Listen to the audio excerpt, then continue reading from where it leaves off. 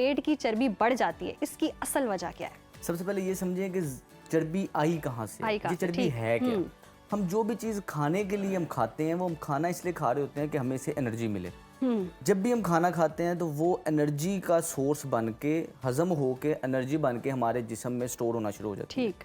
सबसे पहले ये स्टोर होती है खून के अंदर, ये ग्लूकोज की फॉर्म में ये जो हमने खाना खाया था ये खून में स्टोर हो जाता है। खून की कैपेसिटी स्टोरेज की जब कम हो जाती है, मतलब जब टैंकी फुल हो जाती है एनर्जी स्टोर करने की, सही। तो जो बाकी बचा मांदा एनर्जी है वो ग्लाइकोजन के तौर पे आपके मसल्स में इकट्ठी हो जाती है या आपके लीवर के ऊपर इकट्ठी हो जाती है।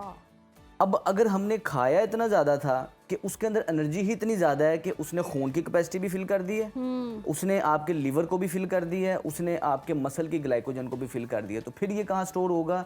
ये as a source of fat store होगा। यानी कि फिर ये जो आपने खाना खाया था ये चर्बी के फॉर्म में स्टोर होगा। तो सबसे पहले हम काम ये करते हैं कि अगर हमें एनर्जी इतनी चाहिए होती है हम खाना इतना खा लेते हैं। मतलब भूख मुझे आधी रोटी की है, आधी रोटी से मेरा गुजारा हो जाएगा, मैं 1.5 रोटी खा लेता हूँ क्योंकि जी आज सालन भी बहुत अच्छा था, दावत है, ये सारी चीज़ें मैंने खा के जानी है।